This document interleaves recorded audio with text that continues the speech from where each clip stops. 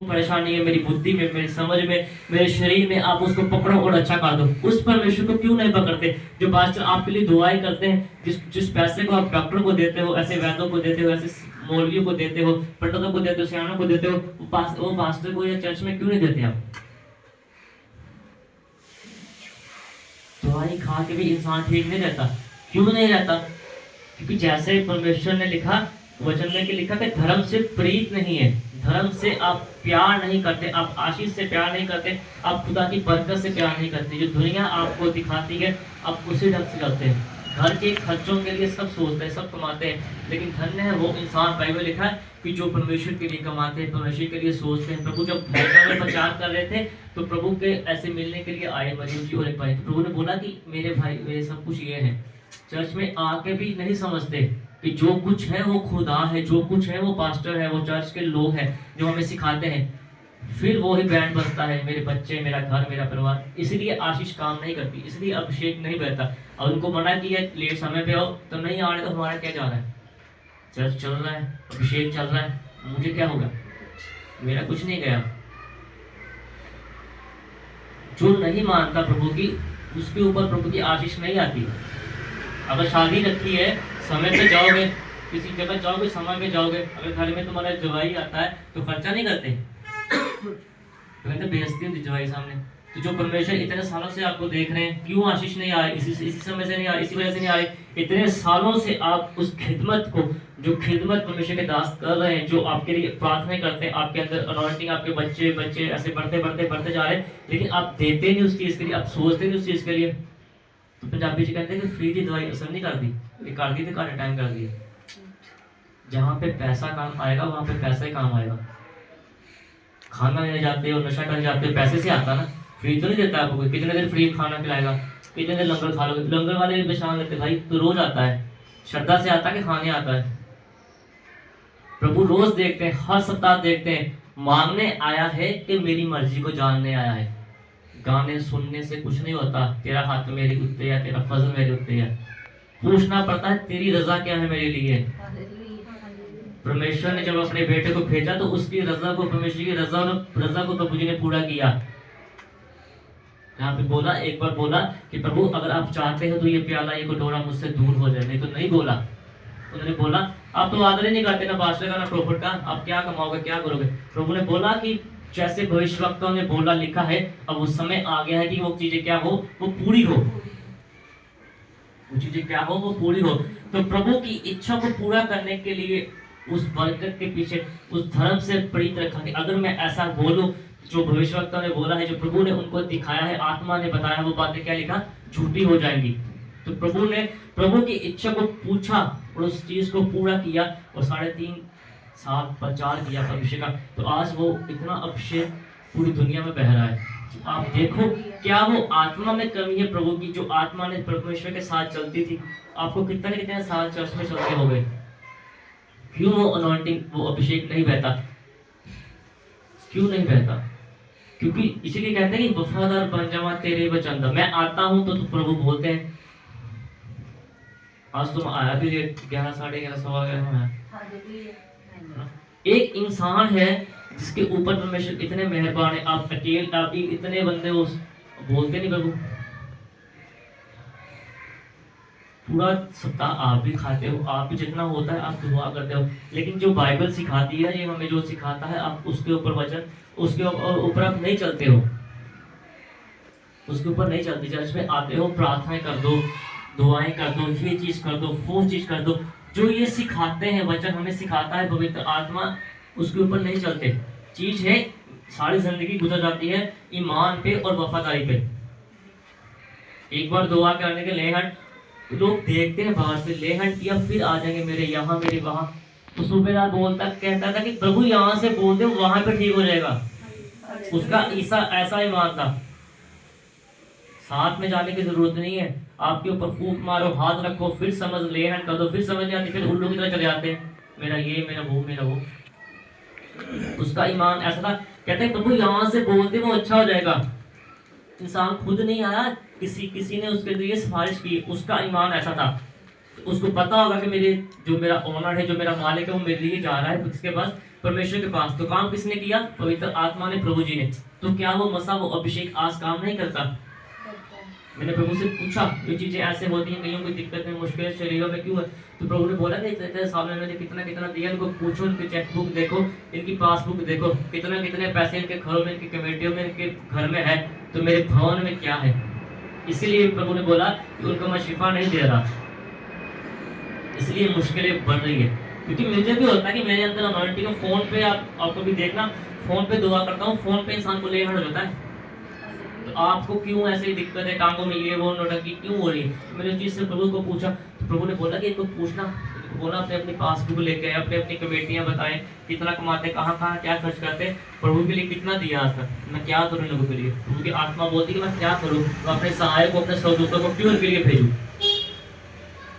जब भी परमेश्वर के घर के लिए कुछ चाह नहीं, कोई संदेह नहीं, खाना खाए, बाहर निकलते, बर्तन किसी ने धोना, किसी ने झाड़ू नहीं, किसी ने, क्यों? जब सेवा नहीं करनी, लोग ऐसी राख को ना, ऐसी मिट्टी को तरसते हैं अपने सर पे डालने के लिए। टस्टमनी सोते हैं, बोलते हैं यहाँ से मिट्टी लेके गए, घर में रखा, 1 से 2 प्लाट हो गए। आप तो भागते हो फटाफट, घर मेरे बच्चे, मेरा काम। तो कैसे अभिषेक आपके पीछे भागेगा? जब आप प्रभु के घर से आप भाग रहे हो, तो अभिषेक कैसे आपके पीछे भागेगा? जो इंसान सारा दिन रब रब रब रब रब ने कहना दुखी के दास की चाहिए,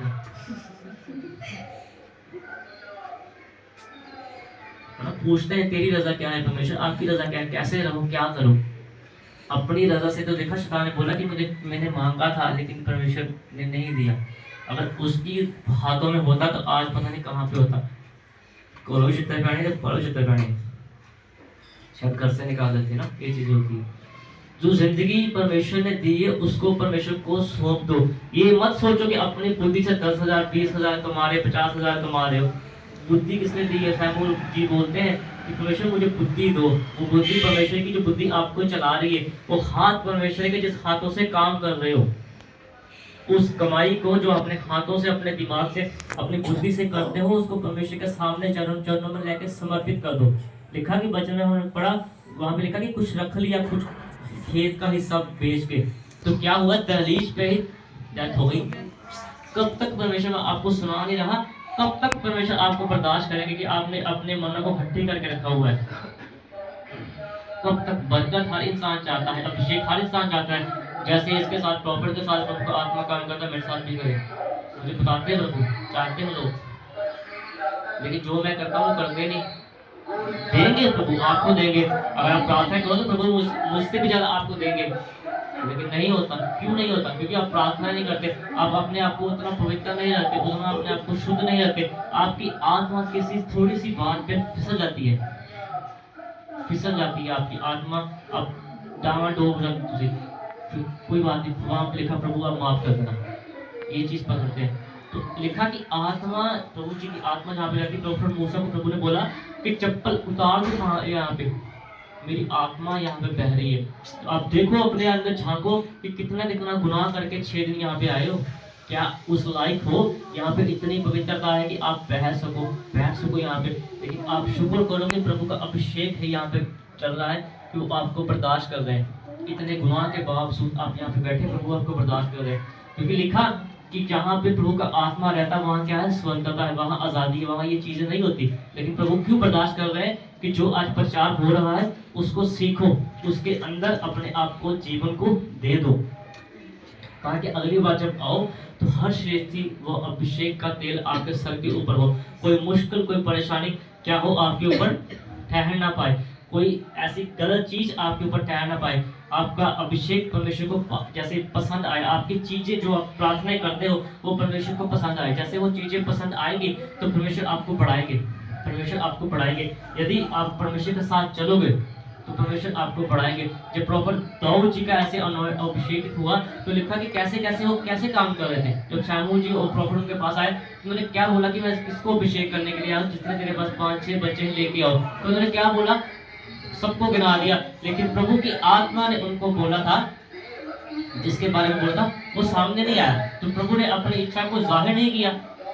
आप सामने आ गए प्रभु के, लेकिन आपने पूछा नहीं प्रभु से कि प्रभु आप मुझसे क्या चाहते हो। तो प्रभु अपनी इच्छा को आपके ऊपर जाहिर नहीं करते। जो वो इंसान दाऊद जी जब वो ऐसे खेतों में ऐसे चल रहे थे, पशुओं को ऐसे कर रहे थे, तो सबसे छोटे थे। वो कहते हैं, उनके पिता कहते हैं उसके पास बुद्धि नहीं है दुनिया की नजर में। आज दुनिया आपको बोलती बेवकूफ इंसान है, माँ बाप बोलते, घर वाले बोलते हैं, अगर नहीं बदतमीज है, पहले भी ऐसा था, अब भी ऐसा है। लेकिन प्रभु ने क्या बोला? प्रभु ने बोला उसी को लेके आओ, उसी को तेरे सामने उसको बनाऊंगा मैं, तेरे सामने उसको मैं बढ़ाऊंगा। मैं जब किसी प्रॉफिट का वचन पहले सुनता था ना, मैं सोचा प्रभु इनके द्वारा मेरे बारे में बोल दो, तो अंदर से भय होता था, गलत काम तो इतने करता, सबके सामने बेइज्जती हो जाएगी। प्रभु मेरे लिए प्रॉफिट भविष्यवाणी करे, मेरे लिए भी बोले तो, लेकिन प्रभु ने बोला कि मैं तुझे खुद एक सैंपल बना के खड़ा कर दूंगा। हालेलुया। कि तू लोगों के लिए भविष्यवाणी किया करेगा।